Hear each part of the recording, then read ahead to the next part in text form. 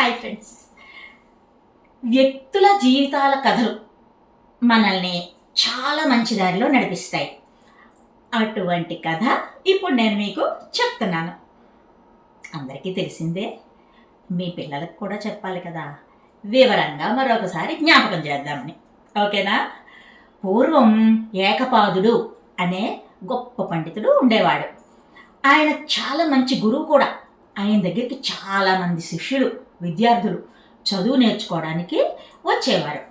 ఏకపాదుని భార్య పేరు సుజాత. ఆమె తండ్రి ఉద్దాలక మహర్షి, ఋషి కుమార్తె కదా. సహజంగానే వేదాలంటే చాలా ఇష్టం ఉండేది. అవి నేర్చుకోవాలని, చదవాలని ఆమెకి కోరిక చాలా ఎక్కువగా ఉండేది.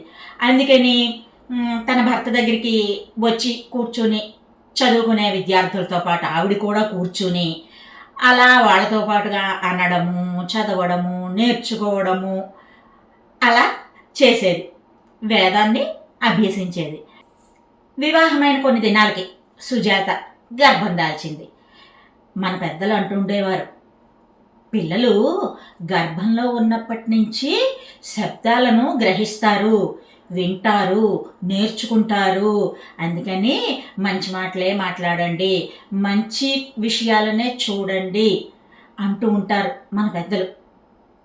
అది మనందరం కూడా నమ్ముతూ ఉంటాం. దానికి ఉదాహరణ ఏంటో చెప్పనా? ప్రహ్లాదుడు తల్లి గర్భంలో ఉండగా నారద మహర్షి ఆశ్రమంలో ఉన్నారు, లీలావతీదేవి. అప్పుడు ఆ ఆశ్రమంలో అందరూ కూడా విష్ణు సంకీర్తనం చేయడం విని ఆ పిల్లవాడు గొప్ప విష్ణు భక్తుడిగా మారాడు, రాక్షస వంశంలో పుట్టినప్పటికీ. అలాగే అభిమన్యుడు తల్లి సుభద్ర గర్భంలో ఉండి తండ్రి చెప్పేటటువంటి యుద్ధతంత్రాలు, రాజనీతి వివరాలన్నీ వింటూ పద్మవ్యూహంలోకి ఎలా ప్రవేశించాలో తెలుసుకున్నాడు. పుట్టకండానే గర్భంలో ఉండే నేర్చేసుకున్నాడు. సో అలా సుజాత గర్భంలో ఉన్న శిశువు కూడా ఈ తల్లి మిగతా శిష్యులతో పాటు చదవడము, వేద విద్య నేర్చుకోవడము చేస్తూ ఉండేది కదా. అలా తండ్రి చెప్పే పాఠాలు, వేద పాఠాలు అక్కడ ఉన్న విద్యార్థులతో పాటుగా తల్లి సుజాత, తల్లి గర్భంలో ఉన్నటువంటి శిశువు అందరూ నేర్చుకుంటున్నారు. నెలలు గడిచే కొద్దీ సుజాత గర్భంలో ఎదుగుతున్నటువంటి బిడ్డకి వేదాలన్నీ కూడా అర్థమైపోయాయి. ఉదాత్త, అనుదాత్త స్వరాలలో ఎలా పలకాలో కూడా నేర్చేసుకున్నాడు. ఒకరోజు ఏకపాదుడు వేదాలను మళ్ళిస్తూ పిల్లలకి, విద్యార్థులకి బోధిస్తూ పొరపాటున ఒక అపస్వరం పలికాడు. వెంటనే సుజాత కడుపులో బిడ్డ, తప్పు చదువుతున్నావు తండ్రి అని అరిచాడు గర్భం లోపల నుంచి. ఆ అరుపు ఏకపాదునికి వినిపించింది, తండ్రికి వినిపించింది. కానీ ఇంకా కడుపులో ఎదుగుతున్నటువంటి బిడ్డ తన తప్పును తెలియచేయడం, ఎంచడం ఆ తండ్రికి అవమానంగా తోచింది. అందుకని తండ్రిని, పెద్దలను గౌరవించాలని తెలియని నీవు నన్ను వక్రంగా అవమానించావు, అందువల్ల నువ్వు అష్టవక్రాలతో జన్మించు అని శపించాడు. ఏకపాదుడి వెర్షన్లో కూడా అతను చేసింది కరెక్టే. ఎందుకంటే అతను విద్య నేర్పేటప్పుడే ఉన్నతమైనటువంటి వ్యక్తిత్వాన్ని కూడా అలవాటు చేయడం అతనికి అలవాటు. పెద్దలను గౌరవించాలి, తల్లిదండ్రులను గౌరవించాలి.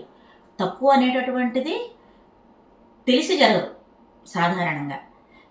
పెద్దలు తమ తప్పును తానే తెలుసుకుంటారు, ఇంకొకసారి ఆ పని చేయరు. కానీ బిడ్డలు ఆ తప్పుల్ని ఎంచకూడదు, అది తప్పు. ఆ రీతిగా అతను కడుపులో ఉన్నటువంటి బిడ్డ శాపానికి గురయ్యాడు.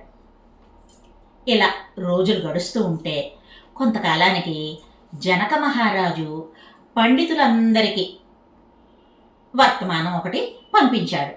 ఏంటంటే, వరుణుని కుమారుడు వంది చాలా గొప్ప పండితుడు. అతను జనక మహారాజు ఆస్థానంలో ఉన్నాడు.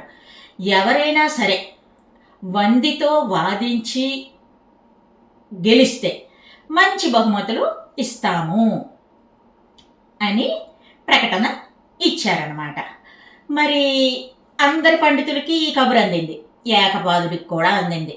సరే, కుటుంబ పోషణ నిమిత్తం తన పాండిత్యాన్ని కూడా నిరూపించుకోవాలి అనుకుంటూ తన వంతు ప్రయత్నంగా జనక మహారాజు కొలువుకి చేరాడు. వందితో పోటీ పడ్డాడు.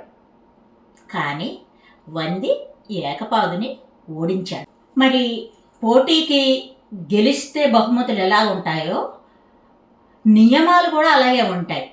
సో ఈ పోటీకి పెట్టినటువంటి నియమం ప్రకారం వంది ఓడిన ఏకపాదుని తన తండ్రి దగ్గరికి పంపించాడు. వరుణుడు ఇలా ఓడి వచ్చిన పండితులందరినీ నీళ్లల్లో బంధించి ఉంచాడు. ఇక్కడేమో ఏకపాదుని భార్య సుజాతకి నెలలు నిండాయి, భర్త దగ్గర లేడు. అందుకని ప్రసవ సమయానికి తండ్రి ఉద్దాలక మహర్షి దగ్గరికి వెళ్ళింది. ఆ సమయంలోనే ఉద్దాలకునికి కూడా ఒక మగబిడ్డ పుట్టాడు. అతని పేరు శ్వేతకేతు. ఈ సుజాతకి తర్వాత తండ్రి దగ్గరికి చేరిన తర్వాత అష్టావక్రుడు జన్మించాడు. చిన్ననాటి నుంచి కూడా అష్టావక్రుడు ఉద్దాలకుని ఆశ్రమంలో పెరగడం వల్ల ఉద్దాలకుడే తన తండ్రేమో, శ్వేతకేతుడు తన అన్నయేమో అని అనుకునేవాడు అనమాట. అలా భావించి ఆడుకునేవాడు అనమాట. తర్వాత పసితనం తగ్గి ఆ బిడ్డ ఎదిగే కొద్దీ తన తండ్రి ఎవరు అన్న ప్రశ్న ఈ అష్టావక్రునిలో మొదలైంది. తల్లిని అడిగాడు. అడిగితే అప్పుడు సుజాత ఈ ఏకపాదుడు జనక మహారాజుకి దగ్గరికి వెళ్ళిన విషయాన్ని చెప్పింది. సరే అయితే నేను తండ్రిని కలుస్తా అనుకుంటూ జనక మహారాజు కొలువుకి వెళ్ళాడు. అక్కడికి వెళ్ళాక తెలిసింది తండ్రి వందితో వాదనకి పోటీకి వెళ్ళాడు, ఓడిపోయాడు, బంధింపబడ్డాడు అని తెలిసింది. సరే, జనక మహారాజు సభలోకి ప్రవేశం కోరుకుంటే భటులేమో వెళ్ళడానికి వీల్లేదు అని చెప్పి నిరాకరించారు. కానీ ఆ పసివాడు తన జ్ఞానంతో వాళ్ళని ఆకట్టుకున్నాడు. సభలోకి ప్రవేశించాడు. వందితో వాదనకి జనక మహారాజుని కూడా ఒప్పించాడు అష్టావక్రుడు. వందితో జరిగినటువంటి వాదనలో అష్టావక్రుడు విజయాన్ని సాధించాడు. నన్ను గెలిచిన నీకు ఏమిమ్మమంటావు అని అడిగాడు వంది. అంటే నా తండ్రి మీ బందీగా ఉన్నాడు, విడిచిపెట్టి మా కుటుంబానికి అప్పగించండి అని కోరుకున్నాడు. మరి వంది అష్టావక్రుని పితృభక్తికి మెచ్చి ఏకపాదుని విడిచిపెట్టాడు. మరి ఇంకేదైనా నీ కోసం కోరుకో అన్నాడు వంది. నా కోసం ఏమీ వద్దు, మీ తండ్రి వరుణుడు బంధించినటువంటి పండితులందరినీ విడిచిపెట్టండి, బంధ విముక్తుల్ని చేయండి అని కోరుకున్నాడు అష్టావక్రుడు. సంతోషంగా వంది ఆ పిల్లవాని కోరిక తీర్చాడు.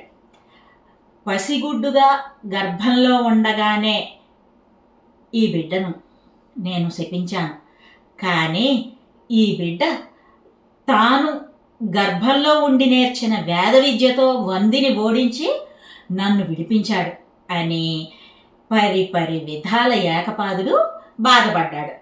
అయ్యో, నా బిడ్డను నేను అనవసరంగా శపించానే, తాత్కాలికమైన కోపం క్రోధం నా వశమైందే ఆ క్షణాన అనుకుంటూ బాధపడి నీ వంటి బిడ్డను పొందడం నా అదృష్టం, నా జన్మ ధన్యమైంది అని అష్టావక్రుణ్ణి ఎత్తి ముద్దాడి ఆ బిడ్డకి మళ్ళీ మంచి రూపం వచ్చేలా వరం అనుగ్రహించాడు. అప్పుడు అష్టావక్రుడు సుందర రూపాన్ని పొందాడు. మరి తర్వాత కొద్ది కాలానికి అష్టావక్రుని సభకు పిలిపించుకున్నాడు జనక మహారాజు. ఎందుకంటే వందితో పోటీకి దిగి అతనిని ఓడించి గెలుపొందినటువంటి అతి పిన్న వయస్కుడు కదా, గొప్ప పండితుడిగా భావించాడు జనక మహారాజు. వెంటనే పిలిపించుకొని తనకు బ్రహ్మజ్ఞానాన్ని ఉపదేశించమని వేడుకున్నాడు. ఆ జనక మహారాజు కోరిక మీద అష్టావక్రుడు అందించినటువంటి బ్రహ్మజ్ఞానం, దాని పేరు అష్టావక్ర గీత. వైరాగ్యాన్ని అవలంబించాలి, మనం ఆ మార్గాన నడవాలి అని అనుకునేవారు ఉన్నత స్థితిని పొందడానికి ఈ అష్టావక్ర గీతను అభ్యసిస్తూ ఉంటారు. ఇంకా ఇలా జ్ఞానం పొందిన వారికి రాజులు దాసోహం అంటారు. ఇంత జ్ఞానాన్ని పొందితే మరి పగలేనివాడు ప్రపంచాన్ని జయిస్తాడు, బుద్ధిని నమ్ముకున్నవాడు వైకల్యాన్ని అధిగమిస్తాడు. ఇలా జీవించి నిరూపించాడు అష్టావక్రుడు. తల్లిదండ్రుల పట్ల ప్రేమ, పూజ్యభావం ఉండాలి అని ఈ అష్టావక్రుని చరిత్ర మనకు చెబుతోంది.